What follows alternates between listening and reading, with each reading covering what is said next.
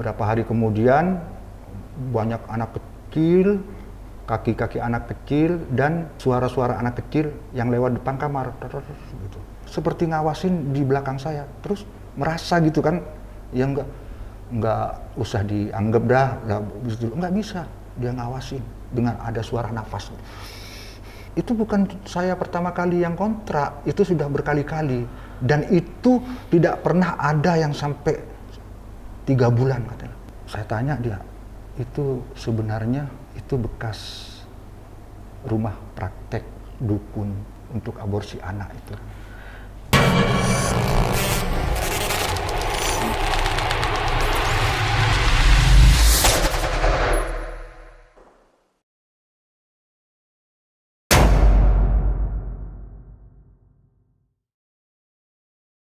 Assalamualaikum warahmatullahi wabarakatuh. Selamat datang di Narasi Misteri.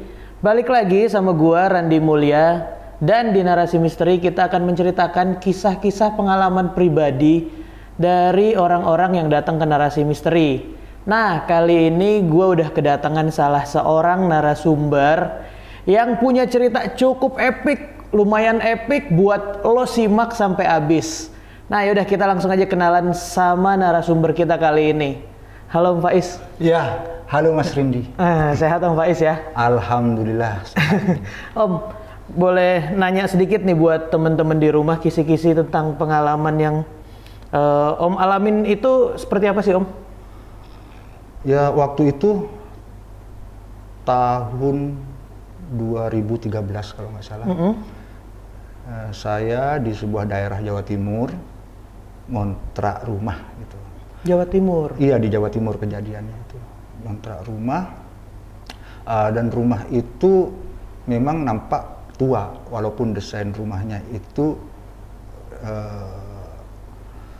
kayak rumah-rumah zaman dulu gitu ya.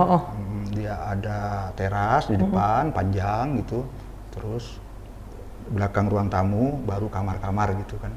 Seperti itu. Dan punya halamannya itu cukup luas, dan langsung berbatas dengan jalan. Ada kejadian besar apa yang terjadi saat itu Om? Waktu itu saya curiga dengan kejadian setiap harinya itu, terutama di mana anak-anak itu pulang ngaji waktu itu kan, pulang ngaji, dia selalu berkumpul untuk melintasi depan rumah yang saya tempatin itu. Selalu berkumpul dulu, nunggu teman yang lain, baru setelah berkumpul, dia kasih aba-aba. Ada salah satu yang ngasih aba-aba ke temannya, 1, 2, 3 langsung lari, kenceng gitu. Nah Om, kita stop dulu nih ceritanya ya. Iya. Nah, buat teman-teman yang mau dengerin cerita full tentang pengalamannya Om Faiz nih yang tadi sudah diceritain sedikit, kalian tonton terus video ini sampai habis, jangan di skip, share sebanyak-banyaknya video ini, like, komen, dan subscribe juga, dan nyalain lonceng notifikasinya biar kita bisa terus menceritakan kisah-kisah pengalaman pribadi dari orang-orang yang datang ke Narasi Misteri yang terjadi di luar nalar. Nah, buat teman-teman juga follow akun TikToknya Narasi Misteri karena di sana ada konten-konten yang berbeda dari YouTube dan Instagramnya Narasi Misteri. Kalian juga bisa yang punya pengalaman pribadi ceritain di Narasi Misteri, tinggal DM ke Instagramnya Narasi Misteri atau email ke Narasi Misteri seperti yang ada di deskripsi di bawah. Dan buat kalian, setiap videonya Narasi Misteri, di situ ada artwork yang dibuat oleh tim Narasi Misteri berdasarkan pengalaman orang-orang yang datang ke Narasi Misteri. Jadi di drawing langsung oleh tim Narasi Misteri. Ya udah, kita langsung aja ke ceritanya. Gak usah berlama-lama lagi. Karena di dunia ini bukan cuma kita yang nempatin.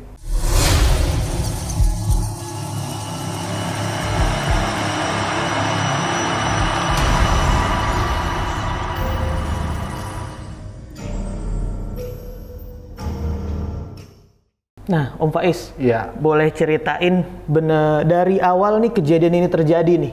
Dari lanjutan yang tadi itu anak-anak berkumpul. Nah, dari situ Saya itu mulai menganalisa kejadian yang saya alami dengan keluarga. Karena di rumah itu saya bukan cuma sama istri, tapi ada mertua, ada adik yang masih sekolah SMP waktu itu ada adik ipar. Kejadian itu yang pertama, saya pernah main laptop sambil ngerokok dan asbak rokok saya itu digeser, terus. Tapi saya anggap nggak ada apa-apa karena saya tidak terlalu memperdulikan ya hal yang semacam itu. Terus berapa hari kemudian banyak anak kecil, kaki-kaki anak kecil dan suara-suara anak kecil yang lewat depan kamar, gitu. Sejak kejadian itu saya tanya, langsung mulai berkenalan ya dengan tetangga. Setelah beberapa hari atau mungkin 1 minggu lah saya mulai keluarga itu nggak ada yang pas mepet tempat tinggalnya sama rumah saya, nggak ada, masih ada jarak sekitar 100 meter gitu. Saya tanya, menurut keterangan keluarga kayak tercekat gitu ya. Saya tanya seperti itu, antara dia mau ngasih keterangan apa enggak gitu. Soalnya yang punya kontrakan tidak memberikan keterangan apa-apa tentang rumah itu. Begitu saya tanya dia, itu sebenarnya itu bekas rumah praktek dukun untuk aborsi anak itu. Nah, dari situ saya mulai gimana ya, tapi saya nggak ceritakan ke keluarga kalau seperti itu, supaya keluarga nggak punya kegelisahan kan. Tapi sejak saya tahu identitas rumah itu sebelum saya tinggalin, menurut saya ya dalam tanda kutip tambah ekstrim lah. Dia mengganggu tambah ekstrim, terutama termasuk kepada istri saya, gitu. Kadang-kadang kalau di kamar mandi, dia pintunya ditutup gitu langsung, ketutup sendiri. Gitu. Dan istri saya itu mimpi rumah itu sebenarnya pintu itu bukan ini kata dia. Dan kamar mandi ini posisinya adalah sumur tua, gitu. Terus pintunya di mana? Di sebelah sono. Dan orang banyak sekali antri untuk ngambil air di sini. Nah itu, ngambil di sumur yang sebenarnya kamar mandi. Secara fisik ya, secara visual, itu rumah itu punya kamar mandi. Tapi dalam mimpi istri saya itu bukan kamar mandi, tapi itu sumur tua. Dan orang yang mau ngambil air itu berderet laki perempuan. Ada yang gendong anak gitu. Nah, sejak itu saya cerita kalau kemarin malam saya itu asbak digeser waktu saya nulis ya pakai laptop kata saya waktu itu. Oh iya, nah jadi istri saya mulai juga kayaknya percaya bahwa rumah itu ada penghuni lain dan penghuni itu bukan 1-2, tapi itu banyak. Itu terbukti kemudian mertua saya itu diloncatin makhluk menurut dia tinggi besar waktu tidur nih, rebahan di ubin. Terus mertua saya itu merasa ada yang loncat dari atas itu jatuh pas ngangkangin kepala mertua saya itu, dan getarannya sangat bergetar katanya. Dan mertua saya itu sejak kejadian itu dia langsung punya efek dia pas sakit gigi berhari-hari, nggak sembuh-sembuh. Nah, sampai saya cariin obat atau gimana lah saran orang itu untuk bawa mertua, karena menurut orang sakit giginya itu bukan medis gitu ya. Saya cari aja yang penting sembuh gitu waktu itu. Mertua itu sejak tinggal di situ beberapa bulan kemudian pelihara ayam gitu ya. Nah, akhirnya mengeram kan gitu ya, kasih telur. Itu dari berapa ayam misalnya 10, itu bisa netas 10 semuanya. 10-10-nya bisa netas, kadang 8 gitu. Tapi nanti kalau sudah menginjak akan besar, paling tinggal 1 atau 2. Itu setiap waktu tertentu itu ayam hilang secara misterius. Nah, ketika dicari ketemu Ketemu badannya ketemu utuh, tapi nggak ada perutnya gitu, nggak ada isi perutnya saja yang nggak ada. Tapi kalau badannya masih ini kelihatan. Gitu. Saya itu tidak merasa punya perubahan, atau ya katakanlah saya tidak takut dengan semua gangguan itu. Mungkin dia agak kesel, agak gimana. Tahu-tahu sekitar jam tengah malam, di mana saya waktu itu baru tidur lah. Itu rumah seperti dilempar oleh batu yang lumayan besar menurut imajinasi saya. Itu batu itu bisa lebih besar dari ini kepalan tangan gitu. Karena apa? Karena efeknya itu semua jendela kan pakai kaca. Semua jendela keliling itu pakai kaca. Jadi itu bergetar. Kaca itu gitu sampai gitu.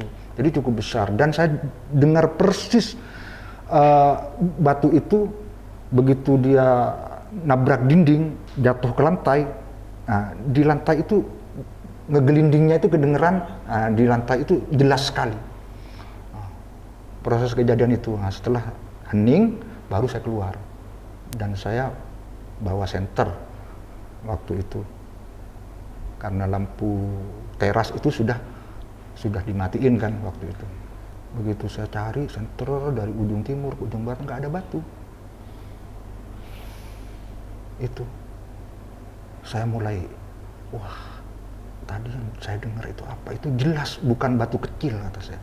Pasti kan kalau ini malah kalau perlu keramik itu akan pecah kena tabrakan batu yang jatuh dari dinding itu kan, yang dilempar dinding, gitu ya ke tembok, langsung kaca itu bergetar.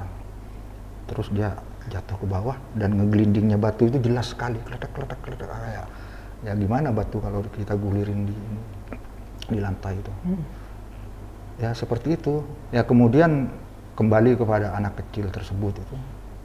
Ya ternyata memang menurut dia itu tempat itu, ya mungkin dari cerita ke cerita orang tuanya atau siapa ya, bahwa tempat itu ini bisa saja dia kebawa karena percaya, bisa saja dia pernah melihat sesuatu di situ. Tetangga itu yang kalau melintas dia pernah melihat seorang laki-laki tua gitu ya, laki-laki tua, perempuan yang masih muda, baju merah gitu, semuanya itu. Terutama ya kita itu di depan ada punya kamar mandi. Bukan kamar mandi ini, semacam sumur tapi yang sudah ada dinding ininya itu yang muter kayak di kampung-kampung itu, ya di bawahnya itu ya tempatnya. Dan ada pakai kerekan, gitu. Dan itu sering berbunyi sendiri kerekan tuh, krek di malam-malam tertentu itu, kayak orang lagi ngambil air itu gimana. Tapi saya nggak pedulikan yang begitu, yang berhubungan langsung dengan saya, itu baru saya respon sebenarnya seperti ini. Kalau itu kan sebenarnya di luar rumah itu, di luar rumah ya. Kalau yang berhubungan di rumah baru saya ngecek. Yang hal-hal semacam itu nggak pernah saya cek biar bunyi krek gitu, karena memang di luar dari rumah kita itu. Walaupun di halaman, masih di halaman, saya respon. Banyak orang waktu itu yang nyaranin, akhirnya saya pindah gitu dari tempat situ, karena itu memang energi dari berbagai macam makhluk di situ itu lebih kuat dari energi yang saya punya mungkin waktu itu. Ya. Tapi karena nggak begitu, ya orang itu merasa aneh. Saya itu mau di situ itu merasa aneh memang, orang tetangga itu kayak berpandangan kayak dalam kutip dia penuh tanya gitu ya, kok mau gitu. Yang nggak mau gimana, walaupun terlihat rumah tua tapi kan bersih menurut saya. Dan terus yang pemiliknya juga waktu saya datengin waktu pembayaran selama kontrak 1 tahun waktu itu, dia nggak cerita apa-apa tentang rumah itu. Ya berani lah, karena kita nggak punya informasi apa-apa mengenai rumah itu. Ya tetapi kemudian seperti itu. Dan ada salah satu teman datang dari Jakarta, nginep di tempat saya itu. Nginep. Tengah malam dia ketok-ketok kamar saya. Faiz katanya. Ah, kenapa kamu? Kamu, saya pamit sama istri kamu jangan tidur sama istri kamu jangan tidur di kamarmu. Terus ya tidur di tempat saya, tidur di ruangan saya, kata dia. Emang kenapa? Saya nggak bisa tidur, saya dikangkangin orang begitu. Orang siapa? Saya nggak ngasih tahu. Memang padahal kejadian itu sudah bagian dari sudah terjadi sebelumnya. Iya, kejadian itu sudah terjadi sama mertua, sama itu. Dan terus bangun terus tetap aja seperti ngawasin di belakang saya. Terus merasa gitu kan, ya nggak usah dianggap dah nggak bisa dia ngawasin dengan ada suara nafas gitu kan, kedengeran suara nafas. Terus kamu lihat, ya saya lihat ke belakang nggak ada apa-apa, kata dia. Terus kamu minta untuk tidur sama kamu, iyalah biar saya bisa tidur karena besok saya harus balik ke Jakarta. Ya mungkin seperti itu gambaran. Jadi untuk penampakan yang gimana seperti yang kayak di film-film belum pernah saya wujud seperti apa, kecuali ya orang-orang yang tadi itu yang dikangkangin kepalanya mertua saya itu melihat sosok, tapi dia nggak melihat kepala tapi melihat kaki seperti itu. Dan teman saya juga seperti itu. Om, berarti Om tinggal di situ bener-bener keluarga semuanya itu pindahan dari Jakarta semua. Jadi belum pernah ada yang tinggal di situ sebelumnya. Oh enggak, saya ada di Jakarta waktu itu dan upaya saya ya untuk berjuang di Jakarta seperti orang-orang sudah selesai. Nah, saya mencoba itu balik kampung, hidup di kampung gitu. Saya sudah buka usaha seperti, dan kebetulan saya waktu itu memenangkan tender itu pengadaan alat-alat giling tebu itu, ya alat-alat giling tebu, saya tekunin terus ya yang pabrik butuhkan saya cariin barangnya gitu kan.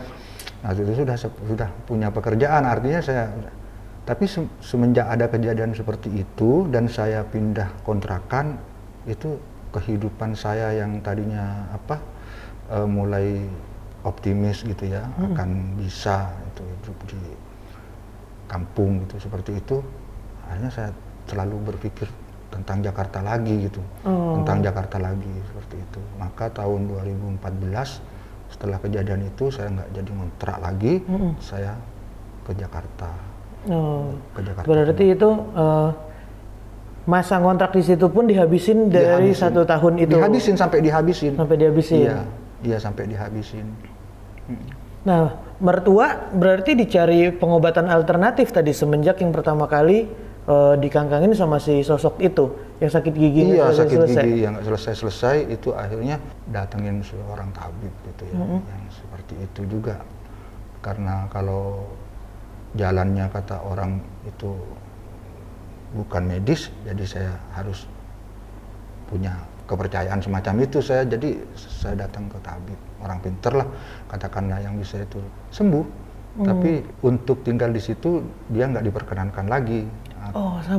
Sama tabibnya nggak diperkenankan lagi karena dia energinya kuat dan macam-macam makhluk di situ katanya. Bukan cuma tentang anak-anak, bukan cuma tentang sosok tua itu dan gadis yang baju merah itu, penjaga sumur itu, dan disebut juga oleh orang pinter itu melihat ya secara jarak jauh gitu ya, terawang itu ya, mungkin itu juga siluman kelelawar di sumur itu, segala macam.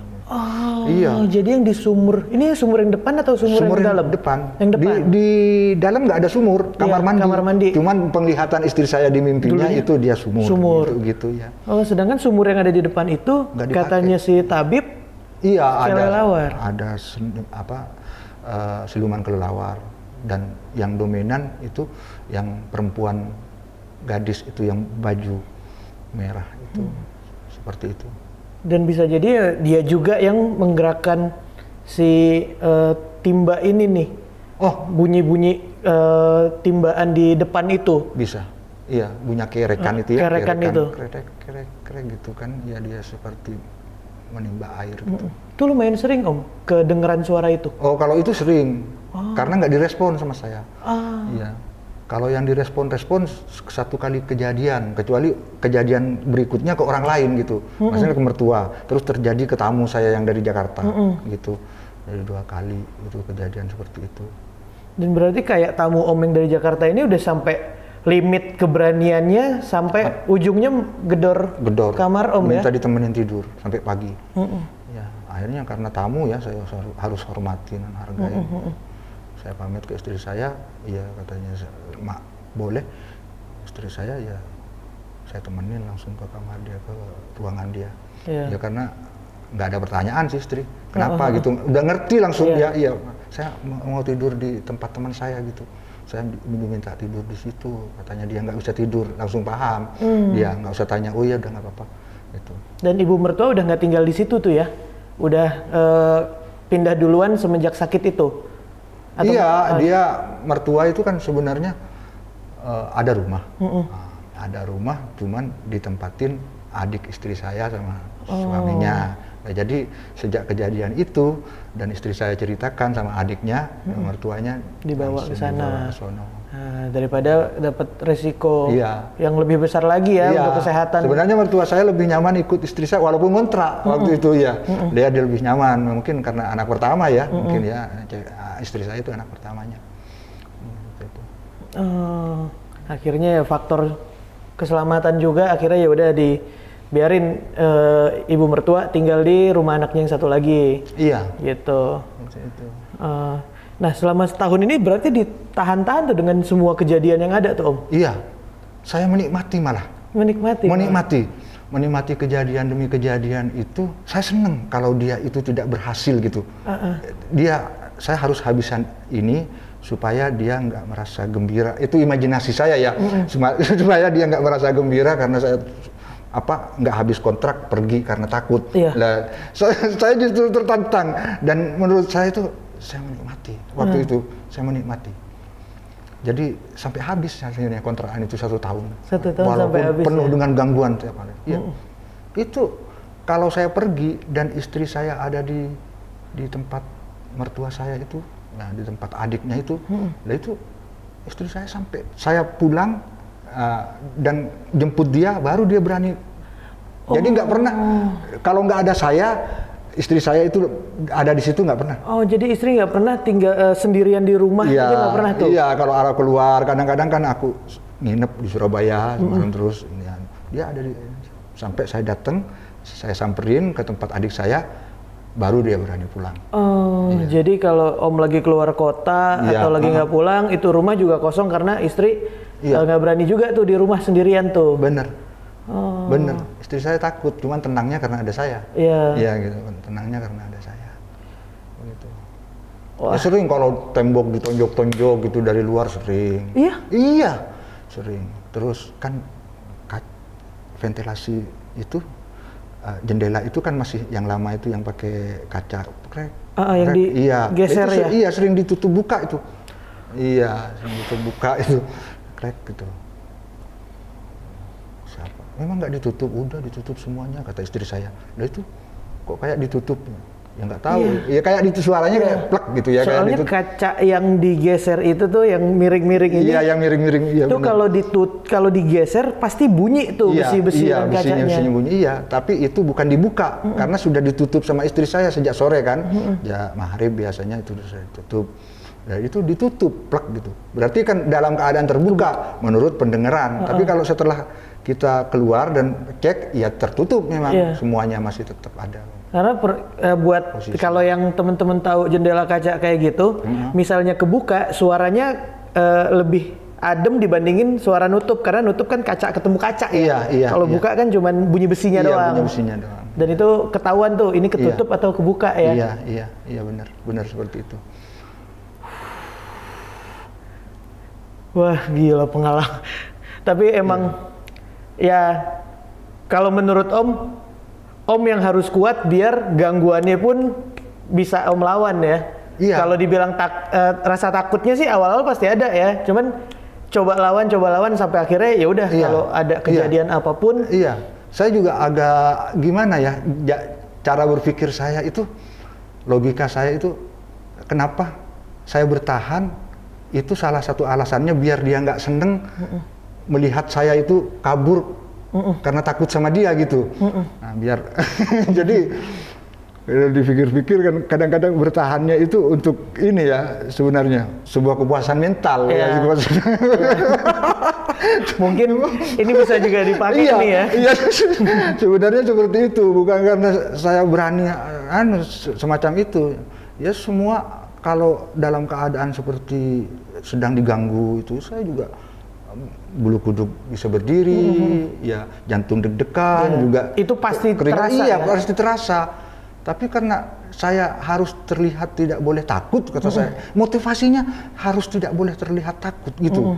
Nah, gitu seperti itu. Kalau terlihat takut, kata orang dulu itu katanya menjadi-jadi gitu.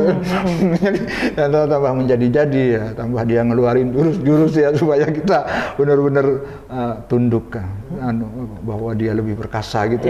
Padahal semuanya kan kita tahu ya, kita juga makhluk dan dia ada di tempat yang beda sama kita.